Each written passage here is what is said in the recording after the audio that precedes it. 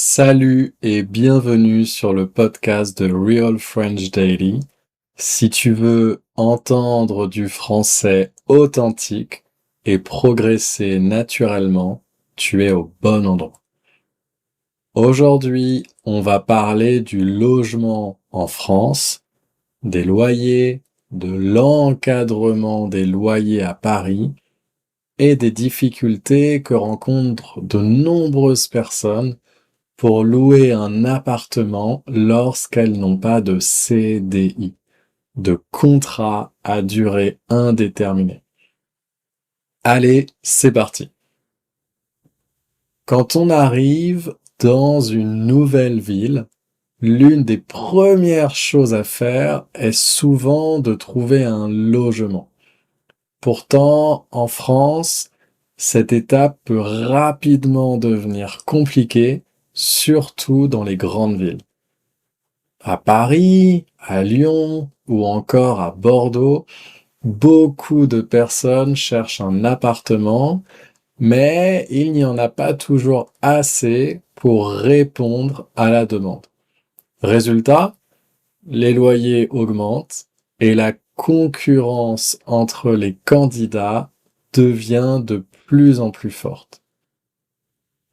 Aujourd'hui, il n'est pas rare de voir plusieurs dizaines de personnes visiter le même appartement.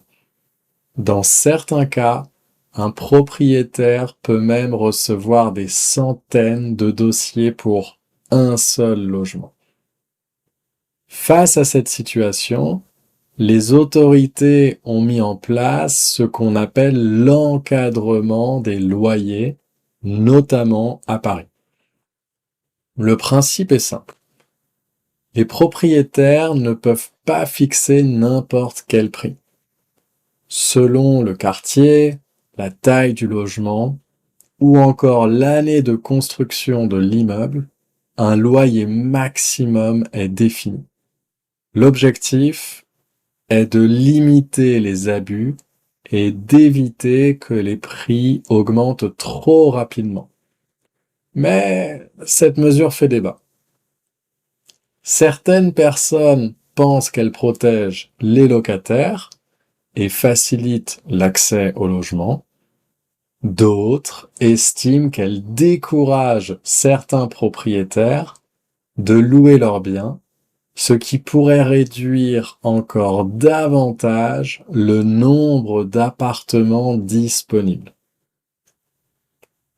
Au-delà du prix du loyer, un autre problème apparaît souvent, le dossier de location.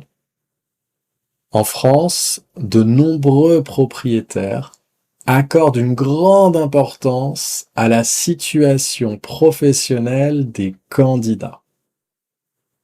Le document qui rassure le plus est généralement le CDI, c'est-à-dire le contrat à durée indéterminée.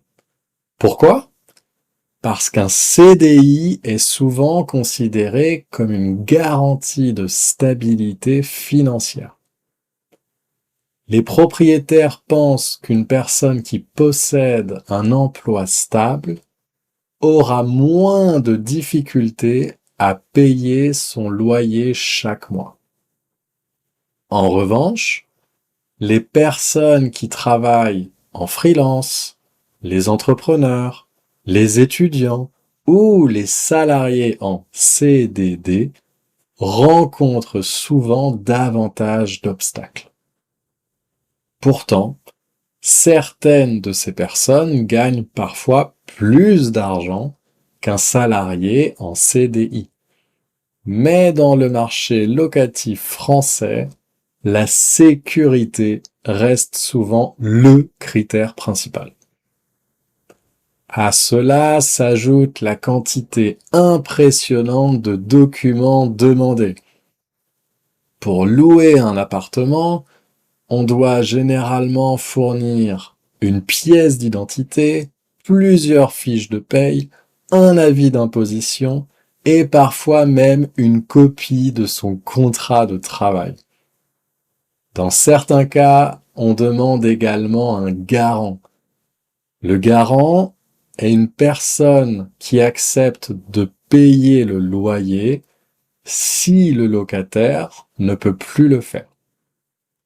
Pour les jeunes actifs, les étudiants ou les étrangers qui viennent d'arriver en France, trouver un garant peut parfois être un véritable casse-tête. Face à ces difficultés, certaines alternatives se développent. On voit, par exemple, de plus en plus de colocations.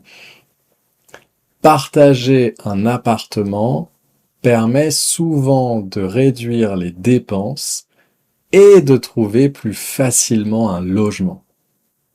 Certaines entreprises proposent aussi des garanties privées qui remplacent le garant traditionnel.